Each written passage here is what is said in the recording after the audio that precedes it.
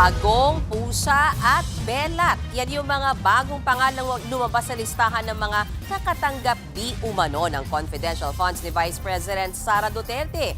Sinita rin maging ang umuli pa ulit-ulit na template na sagot ng testigo at dating disbursing officer ng OVP. Sino ba yan?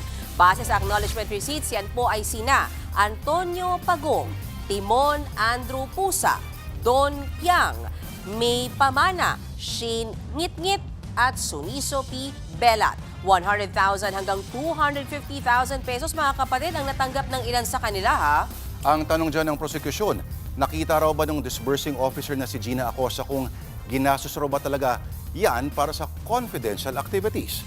At kung binigay raw ba mismo yung pera dyan kina Pagong, Pusa o Belat? Ang tinuturo dyan ni Acosta ay yung dating OVP Security Officer Raymond Lachica, Your Honor. Nakita mo ba si Colonel Lachica na nagbigay ng 100,000 pesos in confidential funds sa isang Antonio Pagong? Hindi ko siya nakita, Your Okay. Honor, kasi wala po ako doon sa ground.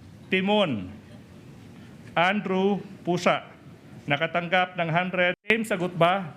Hindi nyo nakita si Colonel Lachica nagbigay ng pera, hindi po 1,000, 100,000 pesos sa isang Timon Andrew Pusa. Hindi po ba? Hindi ko po, kasi wala ako doon, Your Wala po Honor. kayo. Actually, mga kapatid, Lord Johnny, sabi ni Acosta, natanong niya naman daw kay Lachica kung legit ba yung mga pangalan na yan ha. Pero ang sagot sa kanya ni Lachica, sumunod na lang daw siya dahil confidential nga raw kasi yung mga pangalan nga ni. Nakitaan tuluyan ng buta sa Senator Judge Raffy Tulfo. Ang dating daw kasi noon, parang basta-basta na lang sumunod kahit medyo red flag. Pakinggan natin yan. So if you're a normal or average person, papalag ka na naman. Teka muna, Colonel, bakit ganito? Bastusan na to, lokohan to. Piniripay ko po yun si Colonel Lachica, Your Honor. At ang sagot naman niya sa akin, Ma'am Gina, those are sensitive information, Ma'am Gina. At saka, in nature po yun. Inamin din ni Acosta na binigay niya kay Lachica yung 500 million pesos na confi funds from 2022 hanggang taong 2023, kahit hindi siya accountable officer. Para lang may konteksto ulit under joint circular ng confidential funds, dapat itong hawakan o kunin ng bonded SDO or accountable official. Sa kasong ito, si Acosta ang nagbigay ng bond at hindi si Lachica kahit siya ang nag-disburse ng pondo. Kaya isa pang tanong ng prosekusyon, alam daw ba ni Acosta kung paano ginastos yung mga pondo? Pakinggan natin yan. Naitanong ko po siya kasi may napansin po ako na ang iba walang date, walang name, may perma. Ang sagot naman sa akin ni ISO officer, Ma'am Gina, kung ano man ang binigay ko sa iyo na mga dokumento, yun na yun. Kasi ang mga transaction or ang operation door is very sensitive information. Sensitive information po, Ma'am Gina. At saka confidential po ito. Kaya kung ano ang binigay ko sa iyo na mga acknowledgement receipt, yun po, yun. Hindi po ba obligasyon mo as the SDO na alamin at protektahan ang bawat sentimo ng pera ng taong bayan? Nag-verify po ako kay Sir Colonel Lachica, Your Honor. Siya po ang may alam. Siya po ang nag-implement sa mga project po sa confidential operation or activities.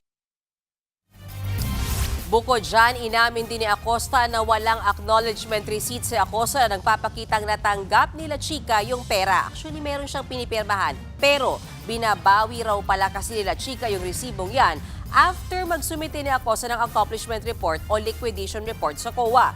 Tinawag tuluyan ng prosekusyon na modus operandi. Ito yung modus operandi nyo ibibigay yung pera sa isang security officer, hindi banded, tsaka babawiin, sinasabi mo, ng pinagbigyan ng pera. It's misleading because there's no the witness testified that she does not remember. No? Counsel, we both know modus has a secondary and double meaning. You can always use, is this the standard operating procedure that you followed when you were SDO and under the OVP? Apo na rin ang umani pa ulit-ulit daw at parang nakakahon na o template ng hostile witness na si Acosta. May isa pang punto na hindi niya maalala yung isasagot niya sa tanong ng prosekusyon tukol sa mga confi funds sa Davao. Pero nung defense team daw ang nagtanong, abay biglang nakasagot naman siya. Paano nangyari yon? Pakinggan natin. No notice of suspension issued by the Commission on Audit against you, correct? When you were... Wala. And there's no notice of suspension issued against then Mayor Sara Duterte, correct? Wala po. Magically, now this witness remembers what happened in Davao. Kanina, when the prosecution was asking her, sabi niya, Counsel is hindi niya testifying, maalala. Your Honor. Alam nyo, kanina nagko-cover kami. May point na parang nakita namin, yung mga senador, nagsisisuko talaga sila. Sabi namin, nakahanap sila ng katapat kasi kahit anong tanong nila, yun talaga yung sagot. Walang Hindi niya nagawa. alam. Disbursing officer lang ako, sila Chika ang nakakaalam. So talagang sila, Senator Ping Lacson, Senator Soto, talagang Senator JB, parang, wala akong makuha dito. Ganyan. Walang nagawa ang interrogation skills si Ping Lacson. At tumayo pa si Senator Dito Lapid, excuse me. Iyan na yun. Diba? Oo. Talagang wala nang matanong si Big Subiri pagkatapos. Oo, At kasi- si Chis Escudero.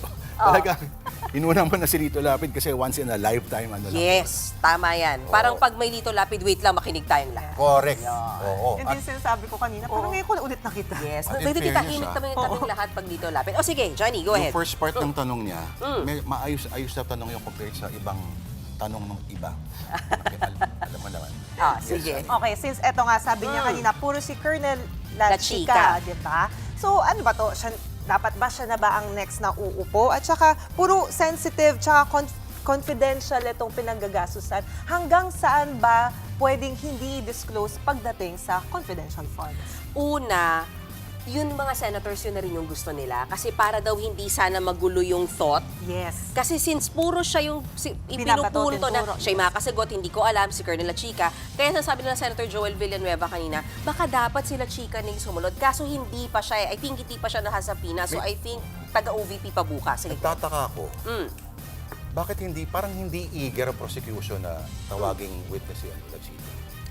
Hindi rin ata siya pinatawag sa kamera, Di ba? I think. Di ba? Oo. Pero I can only Pero si surmise. Madriaga pinaupo. Oo. But I can only surmise kasi baka dahil kapag inupo mo sila Chika, akin na lang to, thinking ko lang dito, ipapaliwanag niya kasi anong confidential activities. Will it be in favor of the prosecution? That's something that we have to wait kung Correct. magiging, di ba? Kasi paano kung may paliwanag niya? Pero yun nga, Johnny, pangalawa, hanggang saan ba? Yun din yung punto nung kay Acosta, parang siya, nagdepende na lang siya na, kasi disbursing officer lang ako eh. So when you tell me na confi, di confi. Pag sinabi mong walang official receipt, maganda yung tanong ni Attorney Ligutan kanina, parang yung paracetamol, walang OR talaga. Bakit? Pati ba naman yung paracetamol na binili ng gamit ng confidential funds ay confidential pa rin? Secret. Secret. Confi nga eh. Pero confi does not mean not accountable. I-account pa rin yun. Yes, very good. Ito yung buong crux ng isa sa mga crux ng trial. So, mga kapatid, Lord De Vera po ang inyong lingkod. Mahalaga ang pag-share mo nitong ngayon, naglipa na ang mga fake news. Para sa mahalagang balita at updates, mag-follow po at mag-subscribe sa social media pages ng Ano Pa Din News 5